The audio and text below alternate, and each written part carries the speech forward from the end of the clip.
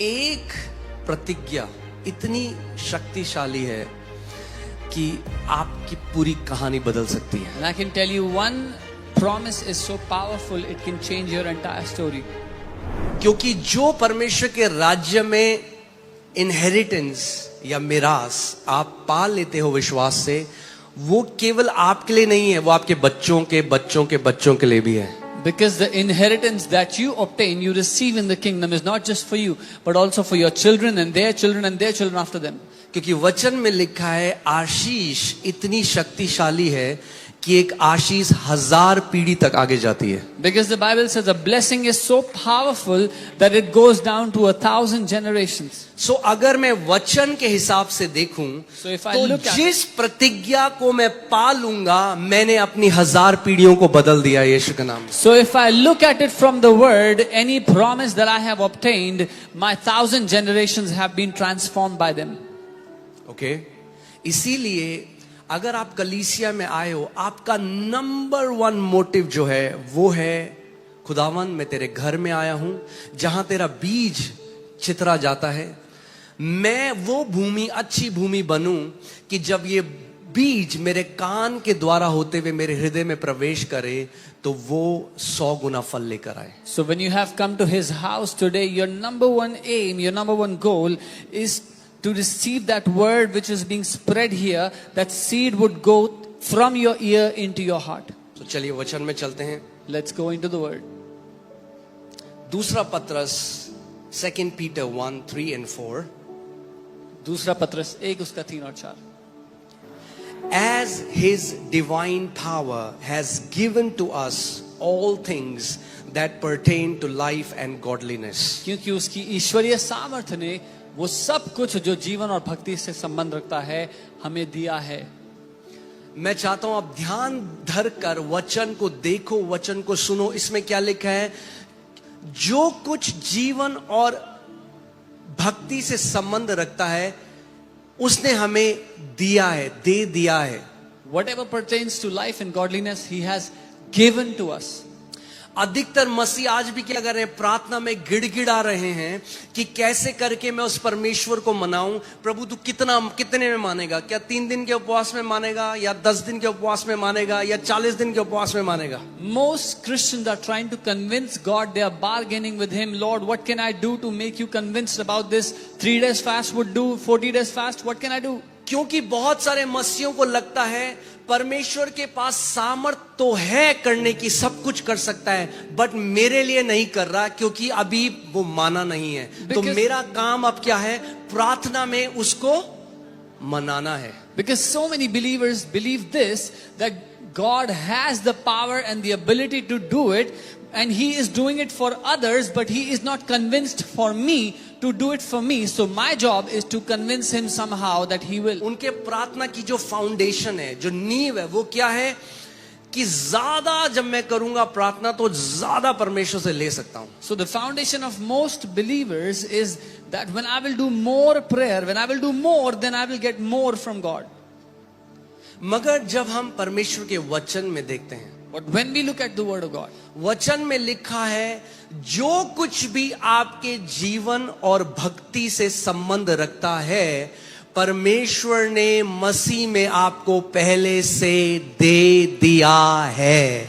the word says whatsoever pertains to life and godliness, God has already given it to you in Christ.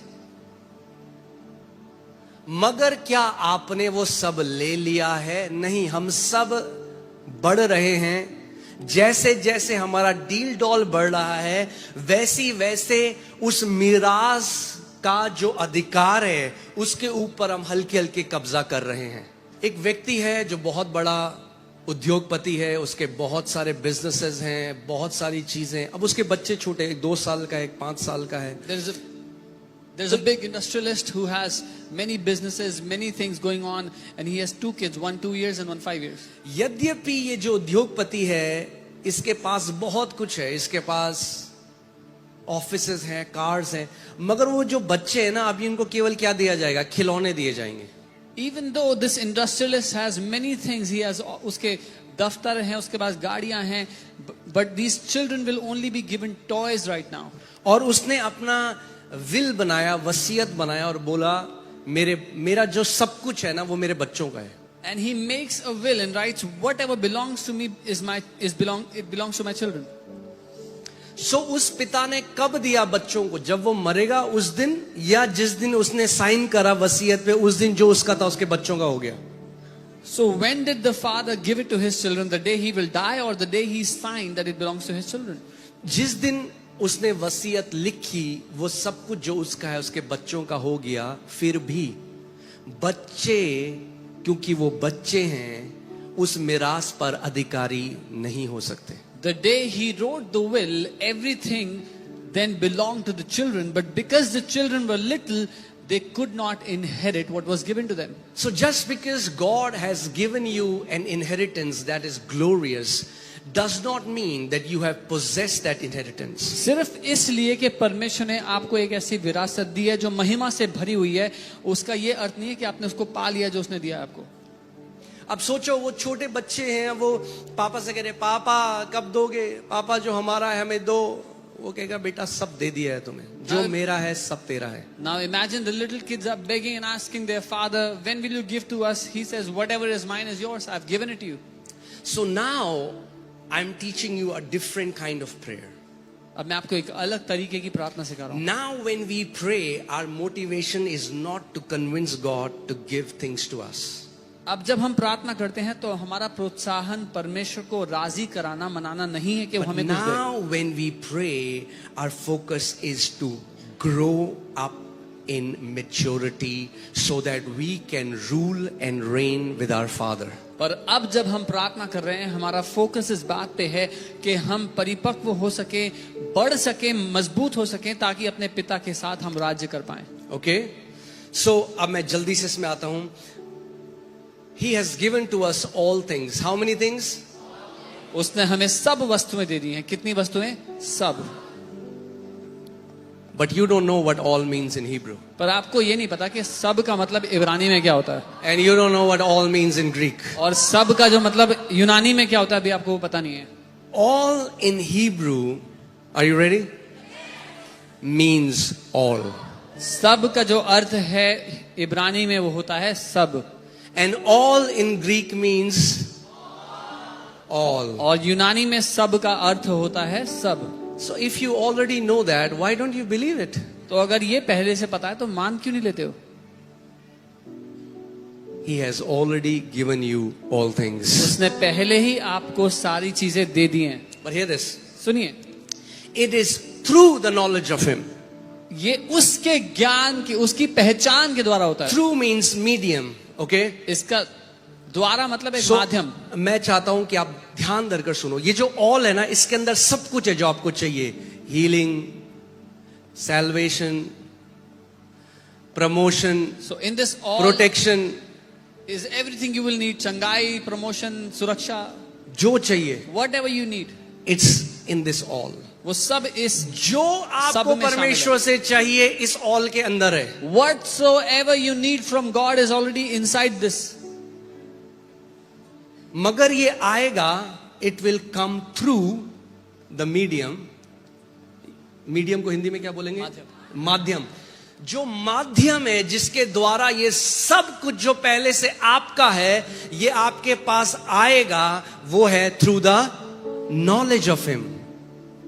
Whatever is already been given to you in this all, it will come to you through the knowledge of Him. उसकी पहचान के द्वारा, उसके पहचान के ज्ञान के द्वारा. यानी प्रकाशन के द्वारा. ये प्रकाशन केवल किताबी ज्ञान नहीं है, ये प्रकाशन के द्वारा. जब आप उस प्रकाशन को समझ लेंगे तो जो पहले से आपका है उस प्रकाशन के द्वारा आपके पास आएगा. So this revelation is not bookish knowledge, but this revelation reveals what is already given to you, and through that you receive it.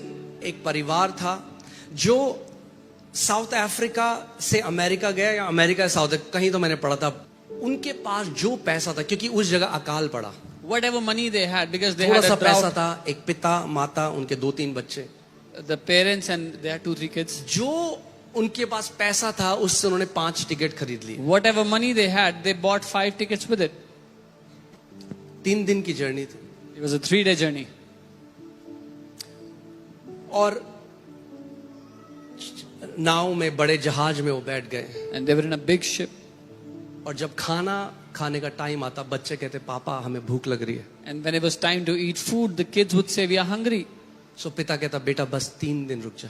The father would say, just wait जब for मैं 3 इस more नए days. जगह जाऊंगा, मैं नौकरी करूंगा, कुछ काम करूंगा, जो दिहाड़ी मिलेगी उससे तुम्हारे लिए सबसे पहले कुछ खाने को When I will go to this new place, I will get a job, earn some money. The first thing I will do is give you something to eat. तो वो बच्चे क्या करते कि वो जाके जहां पे उनका खाना था वहां शीशे के पास खड़े हो जाते और सबको खाना खाते हुए देखते। So those kids, they would go and stand outside the window of where they would have the buffet and they would look at people eating food. और वो रोते हमारे पास खाने को नहीं है। And they would cry that we have no और food जब to eat. तीसरा दिन हुआ And when the तो third day कैप्टन came, जा रहा था डेक से the captain was passing और by ये the deck, व्यक्ति वहां खड़ा था and this man was standing there. और उसने कहा कि भाई सारे परिवार दिखते हैं, तू कहाँ है? And the captain said, I've seen all the families, I've never कौन seen कौन है you. तेरे परिवार में? मैं, Who मेरी all are in बीवी, your मेरे family? 3 बच्चे हैं। He said, me, my wife and 3 तो kids. बोला खाना खाने क्यों नहीं आता तू? He said, why don't you come and eat? तो उसने कहा कैप्टन साहब हमारे पास कोई पैसा नहीं है। He said, Captain, we have no money. उसने कहा बेवकूफ, तेरे टिकट में सारी मील्स इंक्लूडेड थी, नाश्ता, लंच, डिनर इंक्लूडेड था। He said, you fool, in your ticket all the meals were included, breakfast, lunch and dinner. सो क्या चाहिए हमें आज? प्रकाशन चाहिए। So what do we need गिड़गिड़ाना today? नहीं है, क्या चाहिए? प्रकाशन We चाहिए। need revelation, not किस चीज का begging. प्रकाशन चाहिए? कि पहले से हमारा क्या है। What revelation do we need? What is already ours? जैसे कि जब तक मुझे ज्ञान नहीं था, जब मैं कर्जों में था, जब मैं गरीबी में था, तो मुझे लगता था ये परमेश्वर की इच्छा है मेरे लिए। When I did not have this knowledge and I was in debts, I was buried under things, I used to think this is God's will for me. सो यद्यपि परमेश्वर ने मेरे लिए सब कुछ रख दिया था, Even though God had kept everything for me, मगर क्योंकि मुझे उसका ज्ञान नहीं था, तो जो मेरा था वो मेरे पास नहीं आ रहा था। but because I did not have the knowledge of God, what was mine did not come to me. सो इससे पहले कि मैं परमेश्वर को मनाऊं उस चीज के लिए जो पहले से उसने मुझे दे दी है, मेरा अब मकसद क्या है कि मैं उस ज्ञान में बढ़ूं कि परमेश्वर कौन है, उसने मेरे लिए क्या किया और आज वो प्रतिज्ञाएं मेरे लिए क्या हैं। So even before I try to convince God to do something for me, I must first grow in the knowledge of who God is and what He has given to me, what He has done for me. तो जब मैंने वचन पढ़ा, यहोवा मेरा चरवाहा है, मुझे कोई घटी ना होगी, मैंने कहा 1 मिनट रुको। When I read the word that the Lord is my shepherd, I shall not be in want. I said, hold मैंने on. कहा भैया धार्मिक लोग तो कहते हैं क्योंकि तुम ये यहोवा की सेवा कर रहे हो, वो तुम्हें कमी से लेके जाएगा। I said, the religious people say that because you are serving God, He will take you through lack. मगर वचन कह रहा है क्योंकि यहोवा मेरा चरवाहा है, मुझे कोई घटी नहीं है। But the word is saying, because the Lord is my shepherd, I have no lack. तो क्या आने लगा? प्रकाशन आने लगा। So what started to come? Revelation started जब to come. प्रकाशन आने लगा कि यहोवा मेरा चरवाहा है, When चरवाहे का revelation- मतलब जो एक भेड़ होती है, जब उसके साथ चरवाहा होता है तो उसको टेंशन नहीं लेनी कि पानी कहां से मिलेगा, घास कहां पे मिलेगी, चरवाहा देगा सब कुछ। जिस दिन अपना पूरा आपने अवेयरनेस उस पर डाल दिया, मेरी जॉब मेरा चरवाहा नहीं, यहोवा मेरा चरवाहा है, उस दिन क्या होगा? हल्के हल्के कमी घटी से यहोवा आपको निकाल कर बहुत आयत में ले जाने लग जाएगा। When revelation started to come that the Lord is my shepherd, what happens when a sheep is with the shepherd? The sheep doesn't have to worry about the grass or the water or protection. The shepherd will provide it all. When you have this revelation, this shepherd will lead you from lack into abundance gradually.